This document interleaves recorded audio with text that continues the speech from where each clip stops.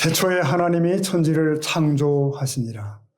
땅이 혼돈하고 공허하며 흑암이 기구 위에 있고 하나님의 영은 수면 위에 운행하시니라. 아멘. 아멘. 네. 자, 음력으로 새해를 맞게 되었습니다. 이 주일 아침에 성경의 첫 구절을 묵상해보는 것은 의미가 있다고 여겨집니다. 성경의 이 첫 구절은 차라리 선언이고 선포라고 볼 수가 있겠습니다. 네, 창세기 1장 1절은 특히 성경의 첫 단추이자 기독교 신앙의 모든 진리가 출발하는 지점이 되겠습니다. 세계 모든 성도들의 공통된 신앙 고백인 사도신경. 이 사도신경은 하나님의 창조주 되심에 대한 고백으로 시작이 됩니다. 1장 1절 다시 한번 읽어볼까요? 시작. 태초에 하나님이 네, 이 말씀의 원래 원문은 이렇게 되어 있습니다. 나는 하나님을 믿는다. 전능하신 아버지로 그리고 천지를 창조하신 창조주로. 어떻습니까? 또 담백하죠? 네, 장엄합니다. 그러나 여전히 세상 사람들은 창조주 하나님을 인정하지 않습니다. 대신에 소위 진화론을 인정하죠. 창조론은 단지 종교일 뿐이야 라고 생각을 합니다. 그리고 진화론이 과학이라고 말을 합니다. 그러나 이 선입관은 잘못된 것입니다. 진화론도 여러분 알고 보면 과학이 아니라 일종의 신념이에요. 일종의 믿음입니다. 자, 간략하게 먼저 진화론의 허점을 짚고 가도록 하겠습니다. 성경은 물론 과학 교과서가 아닙니다. 구속 역사, 구속사입니다. 그러나 구원론은 창조론이 없다면 공허합니다. 만약 세상을 하나님이 아닌 다른 누가 만들었고 그 통치 아래에 있다면 하나님은 우리의 주님이 될 수가 없습니다. 이 우주 만물이 어떻게 시작이 됐는가라는 문제를 두고 저절로 생겼다라고 말하면 진화론이 되고요. 하나님이 만드셨다라고 말하면 창조론이 됩니다. 그런가 하면 누가 만들었는지 몰라? 그러면 무신론이 되겠죠. 특별히 창조론인가 진화론인가 이 싸움은 영적인 전쟁입니다. 창조의 문제는 역사의 주인이 누구냐의 문제와 이어져 있습니다. 이런 좀 약간 우스갯스러운 얘기가 있습니다. 과학이 점점 더 발달해서 흙으로 생명을 만들 수 있게 되었답니다. 그래서 과학자들이 하나님께 도전장을 내밀었습니다. 하나님, 우리도 이제 흙으로 사람을 만들 수 있습니다. 하나님보다 더 멋진 사람을 만들어낼 겁니다. 그래서 하나님과 내기를 한 겁니다. 하나님이 흙으로 사람을 만드셨습니다. 그러자 과학자들도 흙으로 사람을 만들기 시작했습니다. 그때 하나님께서 과학자들에게 지적을 하셨습니다. 이 사람들아, 너희는 너희가 만든 흙으로 해야지. 그래서 과학자들이 포기를 했다는 겁니다. 여러분, 진화론에는 어떻게 무에서 유가 되었는가에 대한 답이 없어요. 나아가 무기체가 어떻게 유기체가 되었는지, 그리고 유기체가 어떻게 인격체가 되었는지 여전히 대답할 수가 없습니다. 과학은 하나님의 신비, 인간의 몸 하나도 완전히 알지 못하죠. 그래서 아직도 많은 병의 원인조차 알지 못하는 것이 현실입니다. 영국의 사상가 베이컨이라는 이가 이런 좀 재미있는 말을 했습니다. 서투른 과학은 사람을 하나님으로부터 멀어지게 한다. 그러나 제대로 된 과학은 인간을 하나님께 돌아가게 해준다. 네, 공감이 되죠, 여러분? 네. 자, 우리가 사는 이 우주를 한번 둘러보십시오.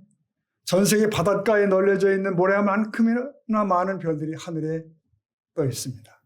이 어마어마한 별들은 근데 가만히 있는 것이 아니에요. 움직입니다. 근데 참 정확한 시간, 정확한 궤도를 따라서 오차 없이 운행이 되고 있습니다. 80억 인류가 머무는 이 지구는 어때요? 여러분, 맹렬한 자전을 하면서 태양을 또 공전합니다. 365일이 한 바퀴를 도는데 그러면 우리는 새해라고 말합니다. 달은 어때요? 달 역시 고정된 속도로 29일 만에 지구를 한 바퀴 돕니다. 그러면서 정확하게 밀물을, 썰물을 만들어내는 것이죠. 만약 이 지구나 달의 속도, 궤도, 각도에 조금만 변동이 생기면 어떨까요? 지구는 그날로 멸망이랍니다. 파멸입니다. 여러분, 서울의 길거리에서는 차가 몇 대만 신호를 옮겨도 큰 혼란이 벌어집니다. 그런데 이처럼 복잡한 우주가 치밀하게 운행되고 있다니 이게 통제 없이 창조자 없이 이해가 될 수 있는 것일까? 한여름밤에 별똥별을 많이 봤습니다. 만일 큰 별똥이 하나만 서울에 떨어진다면 어떨까요? 재앙입니다. 그건 재앙이에요. 그러나 이 별똥들이 지구에 도달하기 전에 대부분 공기의 마찰로 사라져버립니다. 신비롭습니다. 진화론자들이 말하는 소위 우주의 기원은 뭐죠? 네, 빅뱅 아시죠? 빅뱅, 대폭발. 우연한 어떤 폭발에 의해서 우주가 만들어졌다는 거예요. 그런데 이 주장은 마치 이런 허탄한 논리와 같습니다. 자, 머지않아 이제 공장의 모든 작업을 로봇이 한 날이 올 겁니다. 전쟁을 하더라도 사람은 뒤에서 조종하고 로봇들이 앞에서 싸움을 하는 날이 오게 될 것이죠. 근데 전쟁이 터졌습니다. 지구의 화학전이 전개될 겁니다. 생명을 가진 모든 생명체는 다 시도 없이 멸망케 돼요. 로봇만 남았습니다. 세월이 흐른 다음에 로봇들이 모였습니다. 자, 우리가 어떻게 만들어졌지? 설명해 줄 사람이 없는 겁니다. 그래서 자기들이 연구를 해본 거예요. 자기 몸을 분석해 보니까 여기 납도 있고 철도 있고 구리도 있고 아연도 있고 뭐 여러 가지 성분이 있는 거예요. 그 땅을 조사해 보니까 땅에 똑같은 성분들이 있는 거죠. 그러자 로봇들이 결론을 내렸답니다. 땅에 있는 광물질들이 어느 날 폭발을 하면서 우리 같은 로봇들이 만들어졌어. 그랬다는 거예요. 여러분, 진화론은요, 이렇게 주장하는 것과 같습니다. 이 어리석은 로봇들의 주장과 오늘 진화론자들의 주장과 무엇이 다를까요? 뭐가 다릅니까? 지금 제가 말씀드린 이 예는 한동대 김용길 박사의 논증 내용입니다.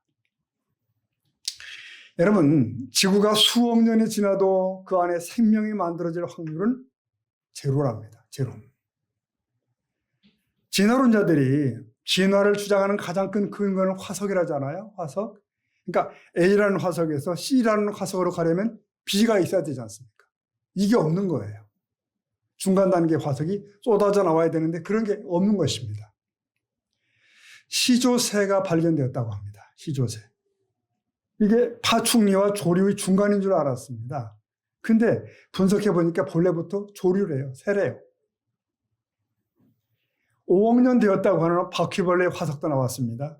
근데 연구해 보니까 오늘날의 바퀴벌레와 조금도 다를 바 없더라. 생각해 보십시오. 진화가 정말 맞는 원리라면 지금도 곳곳에서 진화가 발생되어야 되거든요. 과천대공원이나 어느 동물원의 원숭이가 아침에 보니까 사람으로 바뀌어졌더라. 이런 뉴스가 나와야 되거든요. 근데 그런 적이 없죠. 한 번도 없습니다. 여러분, 진화론은 그래서 과학이라고 하는 가짜 명찰을 달고 있는 겁니다. 진화론은 신념에 불과해요. 억지스런 학술 이론이다 라고 말할 수 있습니다. 자, 그러면 조금 어렵지만 생각해 봅시다. 과학과 신앙은 공존이 안 되는 것일까? 여러분, 공존할 수 있습니다. 과학은 어떻게라고 하는 걸 다루고 있고 신앙은 왜라는 것을 설명하는 거예요. 그러니까 과학과 신앙은 다루는 영역이 다르는 거죠. 같은 진리를 향해 있습니다. 과학의 영역은 우주가 어떤 법칙으로 움직이는지, 생명체가 어떻게 구성되었는지를 탐구해요. 근데 신앙의 영역은 우주가 왜 존재하게 됐는지, 인생의 목적은 무엇인지 그 의미를 말하는 것입니다. 비유하자면 이렇습니다. 여기 지금 물 끓는 주전자가 있다고 해요. 물 끓는 주전자. 근데 과학은 열 에너지가 분자의 운동을 일으켰다라고 분석을 하거든요. 근데 신앙은 손님에게 차를 대접하기 위해서라고 그 목적을 얘기를 합니다. 둘 다 진실이죠. 그러니까 둘이 함께 있을 때 조화가 될 때 온전해지는 겁니다. 여러분, 정교하게 설계된 우주는 지혜자의 설계의 흔적입니다. 네.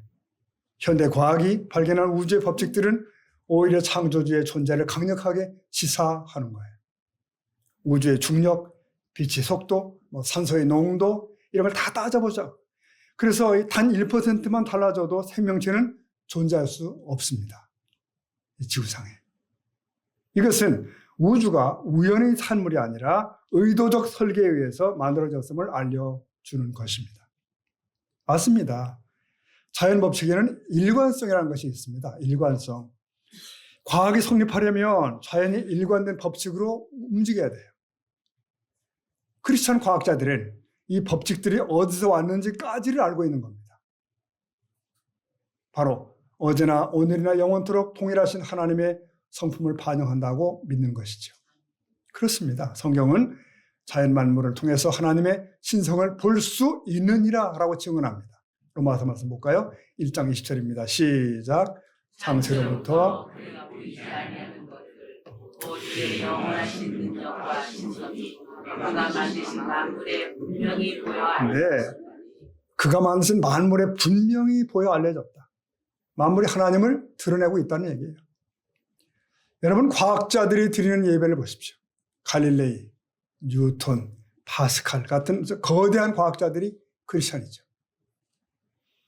그들은 과학 탐구를 하나님의 생각을 뒤따라가는 과정으로 여겼던 거예요.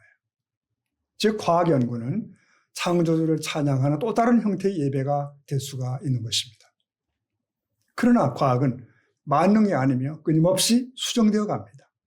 신학 또한 인간의 해석이기 때문에 완전치 않을 수 있습니다. 이 두 영역 모두 진리 앞에서 겸손할 때 서로를 보완할 수가 있습니다. 여러분, 허블 망원경이란 말 들어보셨죠? 허블 망원경. 그러니까 지구의 궤도를 돌면서 우주의 신비를 밝히고 있는 망원경이죠. 그것으로 인해서 끝없이 넓은 우주가 자꾸 드러나요. 그리고 그 신비 앞에서 인간이 얼마나 미미한 존재인지도 드러나요. 그런데 그 크신 창조주가 우리를 알고 계신다는 사실이 얼마나 놀라운지요. 이런 말이 있습니다. 지성은 신앙을 필요로 하고 신앙은 지성을 필요로 한다. 신앙 없는 과학은 방향을 잃기 쉽고요. 과학 없는 신앙은 맹목적이 되기 쉽다는 것입니다. 우리는 하나님의 지혜로 세상을 탐구하고 그 지식으로 하나님을 더 깊이 찬양하는 지성적인 그리스도인이 되어야 하는 것입니다. 그 하나님을 우리에게 성경이라는 책과 자연이라는 책을 동시에 주셨어요. 자, 이제부터 그러면 이 창조신앙의 가치를 몇 가지 말씀드리겠습니다. 창조신앙의 가치. 첫째는 창조신앙은요, 존재의 근원을 밝혀줍니다. 근원. 즉 창조신앙은 나라고 하는 존재의 뿌리를 밝혀줘요. 원인을 밝혀줘요. 즉 나는 우연이 아니라는 것입니다. 세상의 주장은 뭐죠? 우주와 인간의 탄생을 우연한 폭발이라든지 돌연변이의 결과로 설명을 해요. 그러나 창조신앙은 어떻죠? 내가 하나님의 특별한 목적 속에서 태어난 존재임을 선포하는 것입니다. 네, 여러분, 과학적 확률로 볼 때 우리가 지금의 모습으로 존재할 확률은 사실상 0에 가깝다네요. 0. 확률이 안 나와. 네. 그러니까 부모의 유전자 조합부터 시작해서 지구라는 행성이 생명체를 품게 된 조건까지 다 따지고 그러면 당신의 존재는 기적 그 자체라는 거예요. 네. 하나님은 세상이 만들어지기도 전에 그래서 우리를 계획하셨다고 성경은 얘기합니다. 이베소 말씀 보실까요? 1장 4절 시작. 곧 창세전에 우리로 사랑 안에서 그 앞에 거룩하고 흠이 없게. 네, 보십시오. 우리들 각각은 진화의 과정에서 어쩌다 생겨난 존재가 아니라는 거죠. 하나님의 특별한 설계에 의해서 태어난 것이라는 말씀을 하는 겁니다. 우연히 생겨난 존재가 아니라 하나님의 치밀한 계획 속에 우리가 있음을 선언하는 것이 이 말씀입니다. 세상은 적자 생존, 확률 그걸 말하지만 창세기 1장 1절은 작정과 설계를 말합니다. 작정하심과 설계하심. 대초에 하나님이 천지를 만드실 때 이미 우리를 향한 목적도 세우셨다는 그런 얘기예요. 그러므로 여러분, 세상이 말하고 있는 조건, 즉 외모나 학력이나 연봉이나 이런 것들이 우리의 가치를 결정할 수가 없습니다. 우리의 가치는 우리를 만드신 그분에 의해 결정이 됩니다. 아멘이죠? 아멘. 그렇습니다. 창조주가 우주를 운행하시는 그 법칙은 우리의 삶의 아주 적은 부분에도 적용이 돼요. 눈에 보이지 않는 미생물부터 거대한 은하계까지 어느 것 하나 하나님의 그 법칙, 그 물리 법칙을 벗어나서 움직이는 것은 없습니다. 여러분, 이것이 우리의 큰 우위로라는 거 아십니까? 우리의 큰 우위로예요. 예수님은 하늘아버지가 우리의 머리카락까지 다 세신다고 알려주셨죠. 우리 하나님은 내가 밤잠을 설치며 고민하는 그 작은 문제도 알고 계신다는 거예요. 거대한 우주를 돌리시는 그 실력으로 엉클어진 우리의 삶도 정교하게 비적하고 계십니다.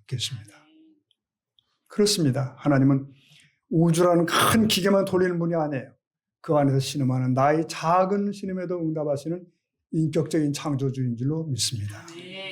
그래서 이런 말이 있습니다. 부서진 조각도 창조주의 손에 들리면 작품이 된다.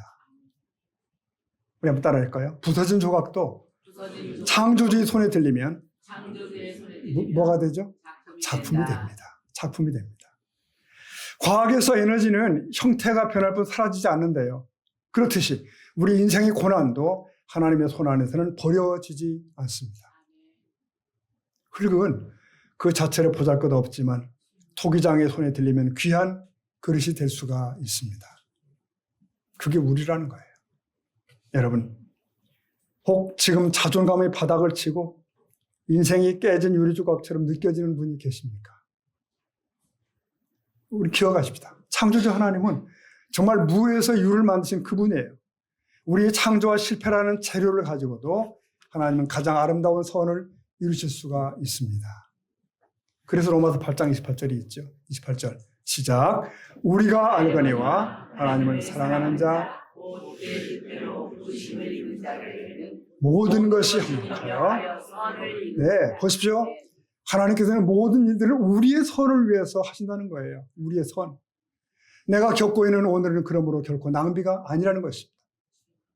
창조주께서는 내 삶에 깨진 조각들을 모아서 더 빛나는 작품으로 재창조하고 계십니다. 아멘이죠? 아멘.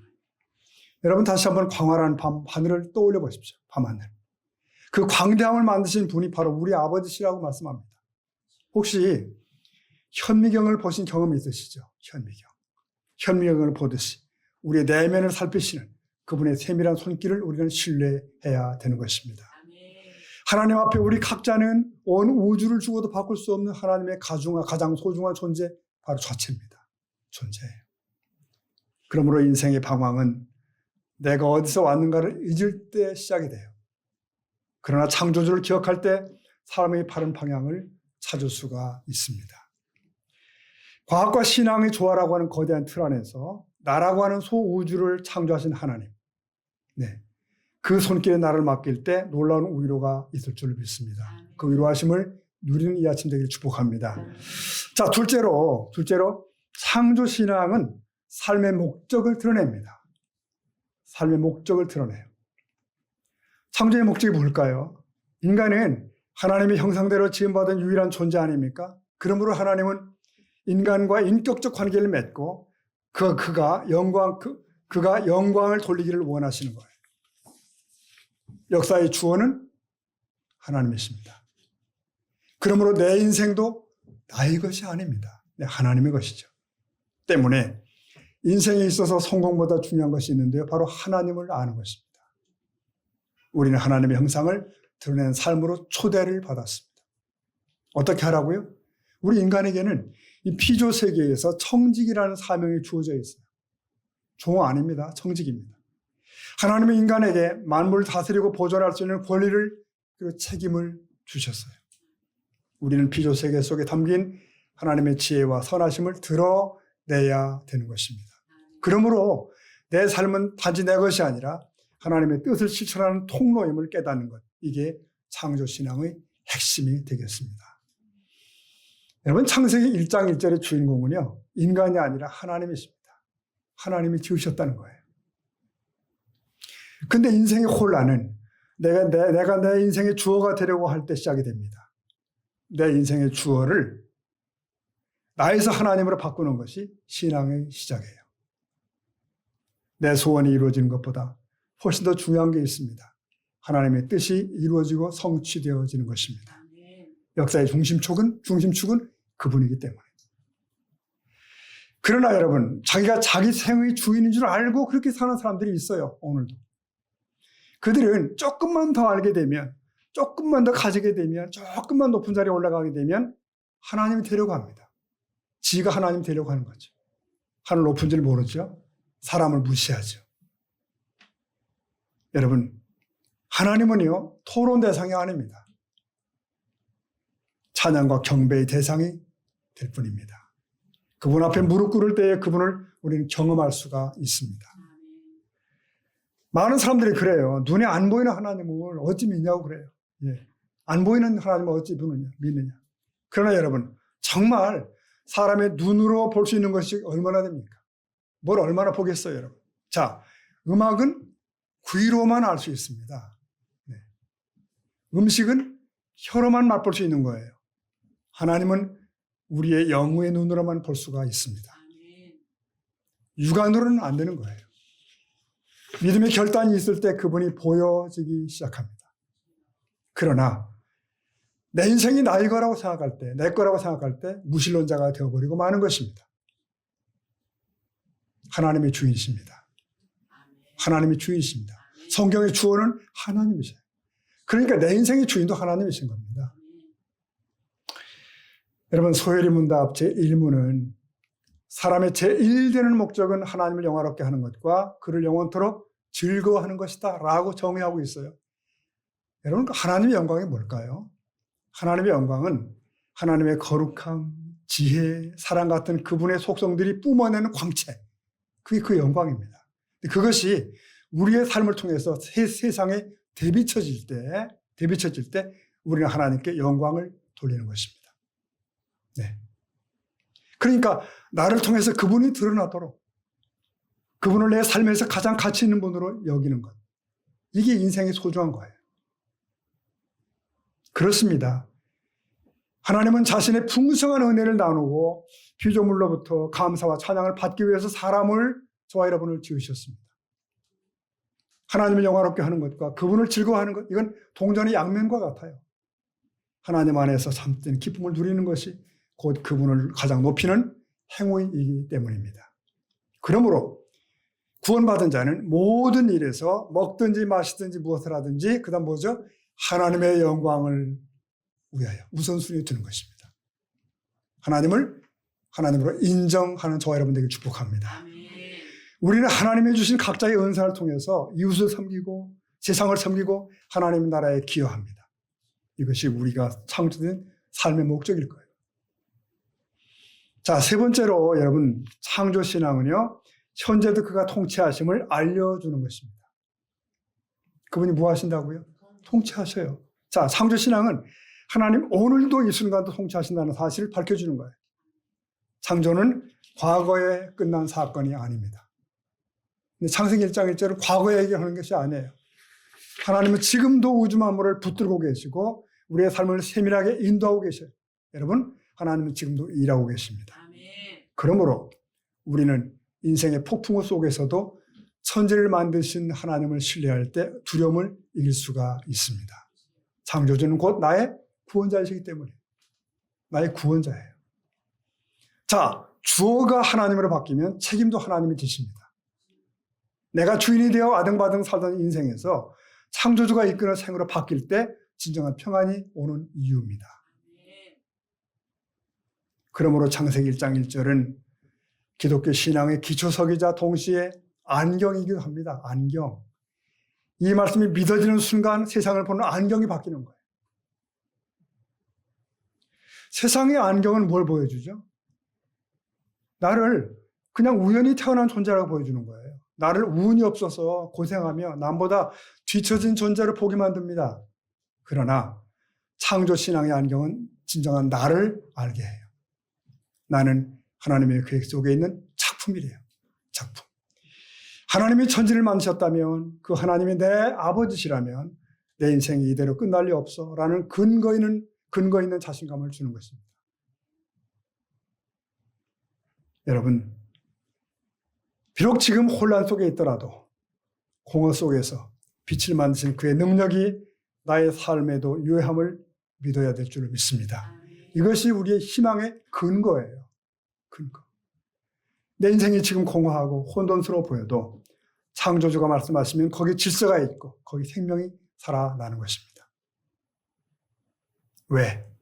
창조는 과거의 사건이 아니라 현재 진행형이기 때문입니다. 오늘도 하나님은 우리 마음의 어둠을 향해 말씀하십니다. 빛이 있으라. 빛이 있으라. 그리고 새날과 새해를 열어주시는 겁니다. 사랑하는 성도 여러분, 그래요. 우리는 하나님의 소유 맞습니다. 이것은 성도의 자존감의 근거예요. 근거. 작품의 가치의 근거는 어디에 있죠? 종이 한 장은 가치가 없지만 거기에 위대한 화가의 붓이 닿으면 엄청난 가치를 지닙니다. 그 화가의 것이기 때문에 고귀합니다. 우리 인생도 마찬가지죠. 우리가 잘나서가 아닙니다. 천지의 창조주가 나를 만드셨고 나는 그의 소유라는 사실이 우리의 가치를 결정하는 줄로 믿습니다. 네. 그러므로 성도에겐 거룩한 자존감이 있습니다. 창조주가 나를 지으셨음을 믿는 사람은 남과 비교하며 쓸데없이 기죽지 않습니다. 창조주 하나님이 내 배경이신데 무엇이 두렵겠나? 뭐가 두렵겠나? 그렇습니다. 창조 신앙은 그 하나님을 믿는 것이에요.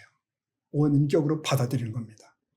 여러분, 위기의 순간, 인생에 이해할 수 없는 고난이 닥칠 때 창세기 1장 1절로 돌아갈 수 있길 바랍니다. 천지를 완벽한 질서로 만드신 하나님이 내 인생을 실수로 만드셨을 리가 없기 때문이에요. 우리에게는 이런 확신이 필요합니다. 창세기 1장 1절이 믿어지면 인생의 모든 문제가 그래서 풀립니다. 천지를 만드신 하나님이 나의 후견인이 되신다는 거예요. 무엇이 걱정입니까? 그분이 나를 붙들고 계신다면 내가 왜 초라한가? 기죽지 말길 바랍니다.